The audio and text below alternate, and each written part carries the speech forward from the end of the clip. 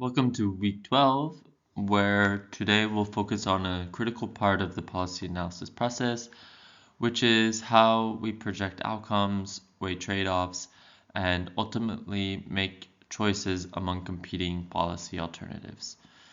This step in the analytical process requires not only technical skill in forecasting and evaluation, but also judgment, because understanding that every policy decision reflects competing priorities is important, and they also reflect limited resources and uncertainty about the future, which we'll get into. Today's objectives are, as usual, threefold. First, you'll become knowledgeable about how to use and assess evidence to project different potential policy outcomes for a given public issue. And this involves both quantitative forecasting and qualitative reasoning, which means understanding not just what might happen, but how confident we can be in those projections. Second, we will explore the notion of trade-offs, the fact that almost every policy option involves balancing competing values, such as cost versus benefit or equity versus efficiency. We'll discuss how analysts make these trade-offs explicit and transparent to decision makers.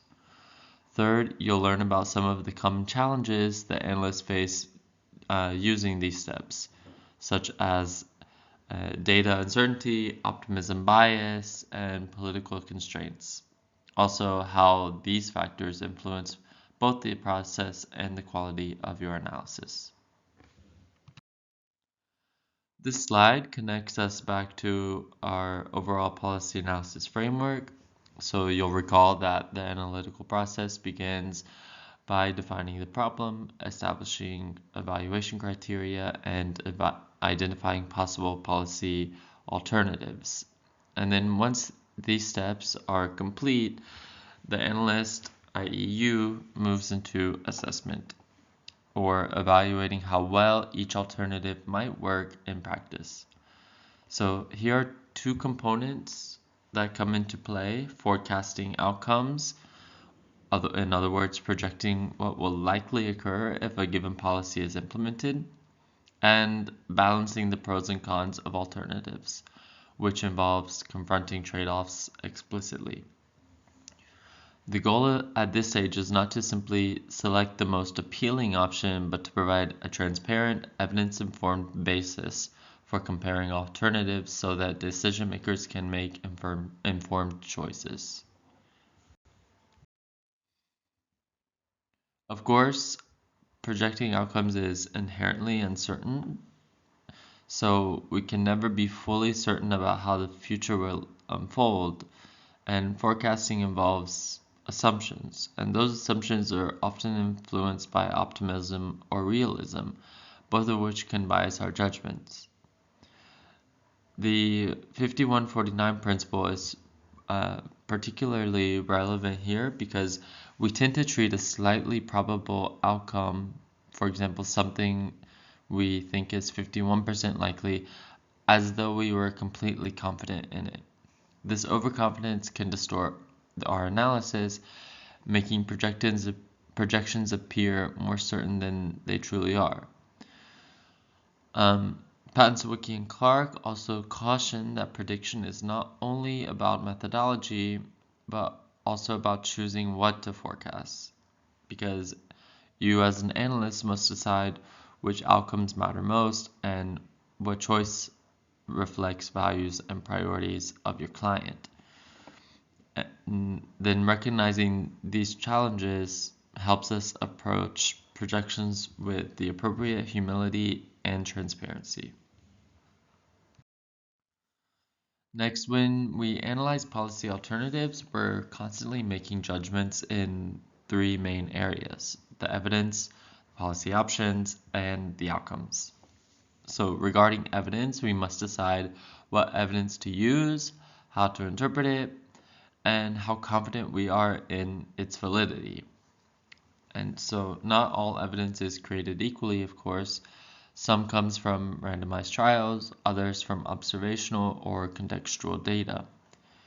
Next, regarding the policy options, we must ask whether the option under consideration represents a good use of scarce resources, when compared with other possible interventions.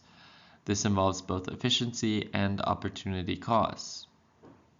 And then finally, regarding outcomes, we need to assess whether the expected benefits outweigh potential harms or unintended consequences, and how significant these impacts might be. Each of these judgments involves both an analytic rigor and normative reasoning because our choices reflect values as well as evidence.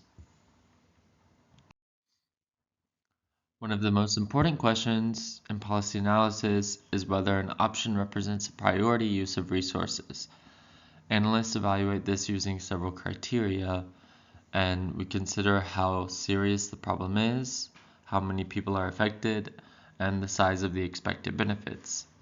We also assess cost effectiveness, or the cost per unit of benefit, and the impact on equity, which is particularly crucial in public health.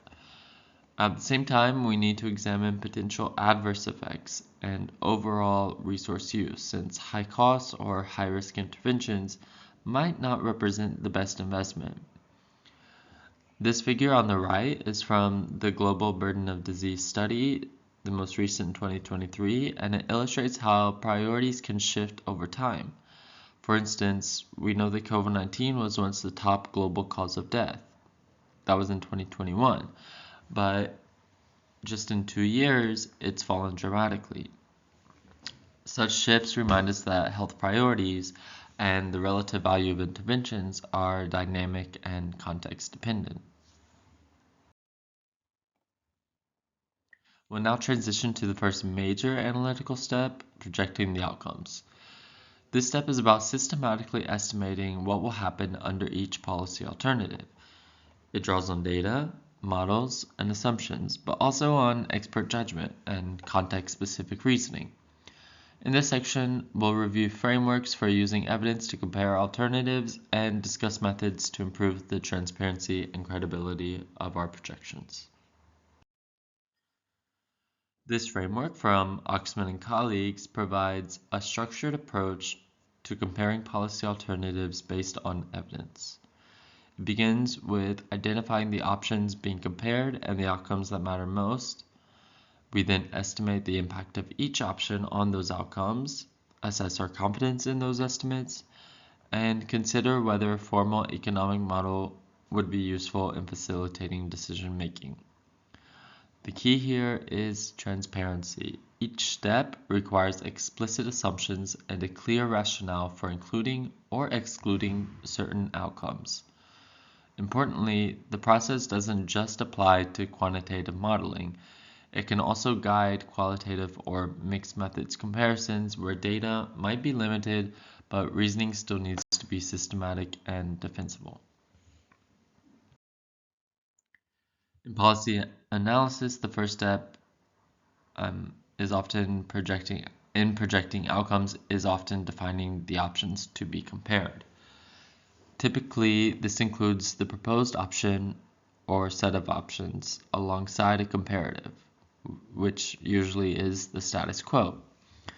Oxman and colleagues remind us that classifying characteristics of the evidence as crucial, important but not crucial, or unimportant is a good way to categorize the options being considered. Crucial characteristics are those without which the evidence would not be applicable to our context. Next, the important but not crucial bucket may still inform our analysis, but with less confidence. Then, unimportant characteristics are those unlikely to affect the results meaningfully in our setting. So making these distinctions can help ensure that the evidence that you use to forecast outcomes is both relevant and appropriately weighed. Preventing overconfidence in findings that may not generalize to the policy environment we're analyzing is the goal here. Once we've identified the policy options, the next step is to clarify what outcomes matter most. It's easy to get lost in technical modeling, but this stage requires explicit recognition of the most important outcomes so that none are overlooked. For instance, we must consider not only health outcomes, but also access to health services, unintended harms, resource use, and the distribution or equity of benefits and costs. Likewise, spillover effects, or the outcomes that occur in other sectors like education, labor, or the environment, also deserve attention, as policy decisions generally have cross-sectoral implications. Another important distinction is between surrogate outcomes and true outcomes. Surrogate outcomes are intermediate indicators, for example, blood pressure or heart rate, when your true outcomes are the endpoints that matter to people and society, in this example, stroke, heart attack, or death. As analysts, we need to ensure that our projections are grounded in outcomes that reflect the genuine public value, rather than often narrow proxies that might mislead decision makers. However, sometimes true outcomes are not available, so we must use surrogate outcomes as our best guess to what the potential outcomes of the implemented option might be. After identifying the relevant outcomes, the next task is to estimate how each policy option might affect those outcomes. This involves assessing both desirable and undesirable effects, not only when the policy is implemented, but also when it's not implemented. Understanding both scenarios helps establish the counterfactual. What would happen in the absence of the policy? This is central to credible analysis. The magnitude of these effects can be estimated through empirical data, modeling, or expert judgment. However, it is equally important to consider the confidence we have in those estimates. In other words, we must ask how big are the effects, in what direction do they go, and how certain are we about them. This process helps transform evidence into usable information for policymakers. Next, when evaluating impacts, particularly those related to health, it's important to distinguish between relative and absolute risks. Relative effects are expressed as ratios, such as the risk ratio or relative risk reduction. For example, if a colorectal screening program reduces the rate of death from bowel cancer by 17%, that represents a relative reduction. Absolute effects, on the other hand, express the difference in risk between groups, the absolute risk reduction. In this same example, if mortality decreases from 2.4% to 2%, the absolute reduction is 0.4%. Both metrics are valid, but they communicate risk in slightly different ways. Relative effects can make results appear more dramatic, whereas absolute effects often give a clearer sense of the real-world impact.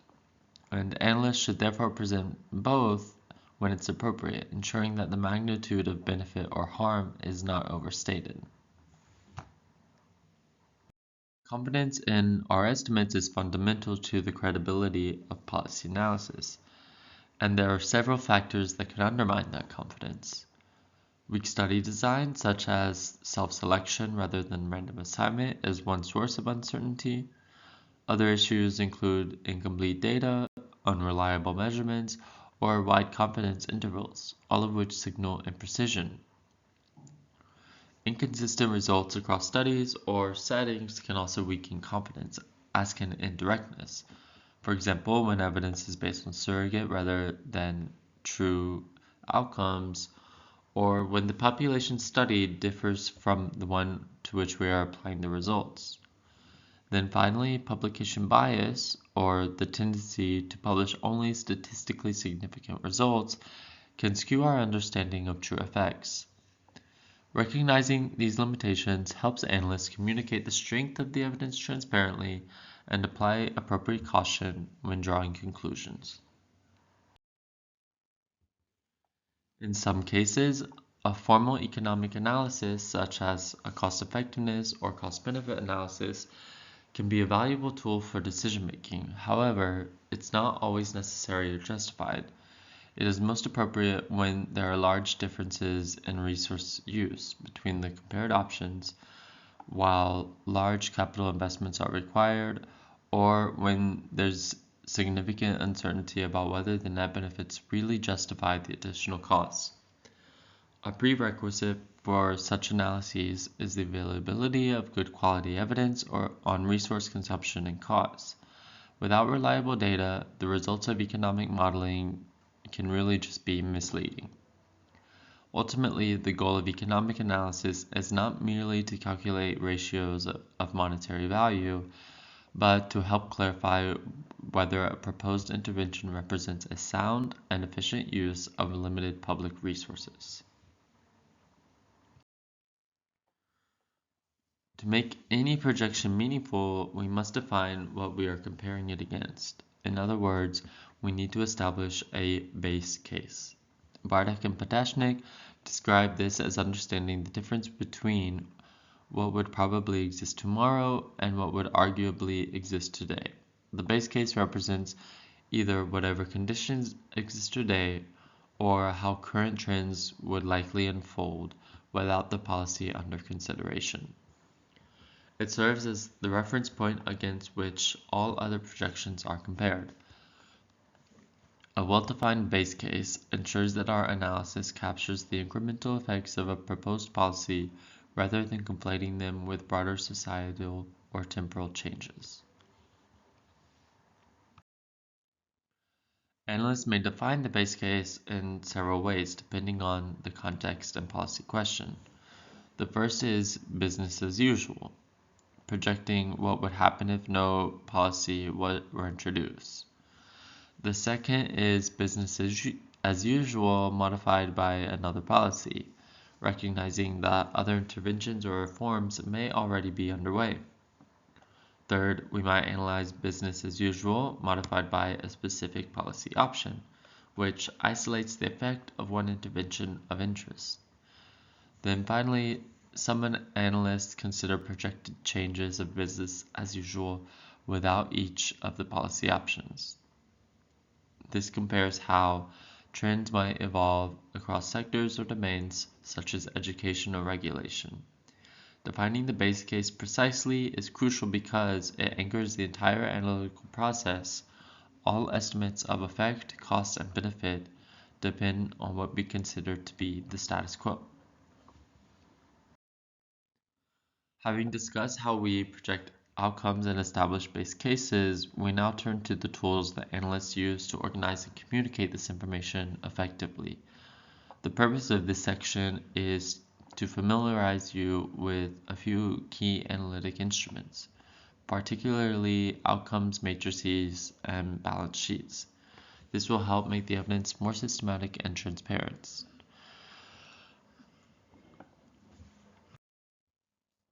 So again, the two main tools are, of course, balance sheets and outcome matrices. And just very quickly, a balance sheet summarizes the expected impacts, both positive and negative, of a policy option in a structured format, often including quantitative estimates. An outcomes matrix, by contrast, represents a comparative view of multiple policy options across several criteria, such as cost-effectiveness, feasibility, and political viability. Ideally, these tools are not developed by research in isolation, rather they can be constructed by technical experts and policymakers together. This collaboration ensures that the analysis addresses the most relevant questions and that the evidence is interpreted in a way that is both technically rigorous and politically useful. Furthermore, these tools should draw upon systematic reviews wherever possible in order to ground judgments in the best available evidence. Here's an example of an outcomes matrix adapted from Bartek and Patashnik. In this example, the policy question concerns CO2 reduction strategies in a hypothetical city. The table organizes policy alternatives by category such as existing buildings, new buildings, urban planning, energy supply, and financial mechanisms, and provides key evaluative criteria for each. For each option, the table presents quantitative data such as the percentage reduction in emissions and the cost per ton of CO2 abated, alongside ordinal indicators of viability, meaning operational, economic, and political. This format allows analysts to summarize complex information in a way that facilitates comparison. Policymakers can quickly see which interventions offer the highest efficacy at the lowest cost, while also understanding the feasibility and political context of each choice. Importantly, these matrices do not dictate a single correct option, rather they make trade-offs transparent so that decision makers can weigh competing values. The second example comes from the municipal library context, where the question is how best to expand outreach to poorer areas. The matrix compares alternatives such as continuing present trends, deploying bookmobiles, or organizing book fairs, using several outcome indicators such as books borrowed, number of borrowers, annual costs, and the political payoff to a council member. The inclusion of political payoffs is intentional. It reminds us that policy analysis does not occur in a vacuum. Analysts must consider the political incentives that influence whether a proposal is adopted or sustained. Again, the strength of this tool lies in its ability to present both quantitative and qualitative dimensions side by side, allowing for a nuanced understanding of trade-offs among efficiency, equity, and political feasibility. This balance sheet is another analytical format for organizing evidence, and the example here examines whether tobacco retailer licensing should be conditional or not when selling to minors. It summarizes multiple dimensions: the expected reduction in youth smoking, life years saved, and the associated costs across pessimistic, best guess, and optimistic scenarios. The table also notes the number of studies that the quality of evidence according to the grade framework, which adds a layer of transparency regarding the uncertainty of findings. Balance sheets are useful when dealing with uncertain or incomplete evidence, as they allow analysts to communicate different levels of possible impact. The explicit presentation of uncertainty helps prevent overconfidence and encourages decision makers to interpret projections with appropriate caution. Next, once we have organized our data using these tools, the next step is to confront the trade-offs. Policy analysis ultimately requires judgment in deciding between options that each have benefits and drawbacks. Your role as an analyst is not to dictate a choice, but to make the implications of each option explicit so that decision makers can weigh them according to their priorities, values, and constraints. So this next section focuses on how to balance the pros and cons of health policies and programs, recognizing that even the most beneficial interventions often come with costs or unintended consequences. So every policy option produces a mix of desirable and undesirable consequences. On the desirable side, we might see improvements in health outcomes, better access to services, more efficient use of resources, etc. On the undesirable side, however, we must account for potential harms or the unintended effects on health, reduced access to certain groups, costs that may outweigh certain benefits, or increased inequity. The aim is not to produce a single numerical score but to facilitate a reasoned comparison that respects the complexity of social and health systems. In short, trade-off analysis helps ensure that policy choices are made transparently while acknowledging both benefits and sacrifices inherent in any intervention. One additional analytic tool is the incremental comparison table. This extends the logic of the outcomes matrix. So rather than simply presenting outcomes for each alternative, this table shows the incremental or additional effects of each option compared to the base case. For example, in this municipal library case, the incremental table displays additional books borrowed, additional borrowers, changes in annual costs, and the net political payoff compared to the current situation. This incremental perspective is powerful because it highlights marginal gains and costs or the additional benefit received for each additional investment. It helps analysts and policymakers judge whether moving from one alternative to another yields sufficient added value to justify the higher cost or effort. In practice, incremental comparisons form the foundation of many economic evaluations, including cost effectiveness and cost benefit analysis. When confronting trade-offs, Bartek and Patashnik remind us that it's essential to focus on outcomes rather than alternatives. Analysts often fall into a trap of comparing alternatives directly. For example, choosing policy A and policy B without first translating those alternatives into the outcomes that they are expected to produce. Only once we have comparable outcomes can genuine trade-offs be assessed. Most commonly, trade-offs occur between resources, such as money, and the services or benefits delivered. Another frequent trade-off is between privately borne costs and social benefits. These trade-offs are easier to evaluate when outcomes can be monetized, but even when they cannot, analysts could still strive to quantify and compare them where possible. Finally, remember that cost effectiveness per unit of activity can sometimes be misleading if the scale or scope of the activity is small. An intervention that is efficient at the margin may still have limited overall impact if it reaches only a small population. The concept of commensurability addresses how we compare outcomes that differ in nature or measurement. As Bartek and Patashnik note, we can only choose between alternatives if we can express the relative weights in commensurable units. That is, if they can be measured on the same scale. Money is the most common unit as it provides a standardized way to compare costs and benefits. However, not all outcomes can or should be monetized. For example, how do we value autonomy, social cohesion, or justice? In some cases, analysts use willingness to pay as a proxy, but this approach is often controversial because it may privilege those with greater financial means.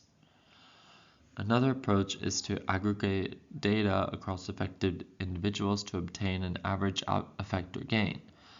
And while imperfect, this allows for a more balanced comparison when evaluating population-level impacts. Ultimately, commensurability is about developing a consistent framework for comparing disparate values even when perfect equivalence isn't possible. Then we have the concept of increments, a central idea in cost-effectiveness analysis. As Bartek and Patashnik explain, all outcomes should be expressed as increments or decrements relative to a base case. In other words, we are interested in the additional cost, service, or benefit that results from implementing a given policy. Here we see that spending an additional X dollars provides an extra unit of service Y, such as access to healthier foods, which then leads to an additional unit of outcome Z, such as improved health. The key analytic question becomes, does society value that extra unit of outcome Z more or less than the additional dollars spent? This incremental reasoning provides the foundation for determining whether a policy intervention is worth pursuing. It reframes an analysis around marginal gains and helps ensure resources are allocated to interventions that yield the greatest social value per dollar spent. Finally, even when trade-offs cannot be fully quantified, analysts must still compare alternatives systematically. Bartek and Patashnik suggest the trade-offs, which are at least partially quantified, are generally more useful than those that remain entirely qualitative.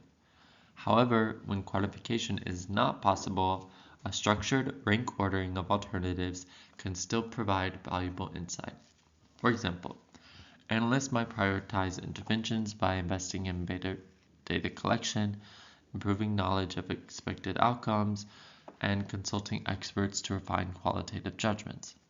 Rank ordering helps decision makers focus resources where they are likely to have the most significant effect. Bartek's pragmatic advice is to start with the top ranked options and proceed down.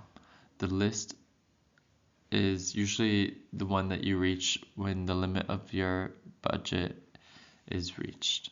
This process does not eliminate uncertainty or subjectivity, but it provides a disciplined approach to decision making under imperfect information, which is often the reality in policy contexts. That brings us to the conclusion of today's lecture. So we've covered the major steps analysts take when projecting outcomes, weighing trade-offs, and making choices in public health policy. We've also explored key analytic tools such as balance sheets, outcomes matrices, and incremental comparisons. Then we discuss how to confront the trade-offs inherent in complex policy decisions. So for the next session, we'll look at policy analysis communication. Thank you.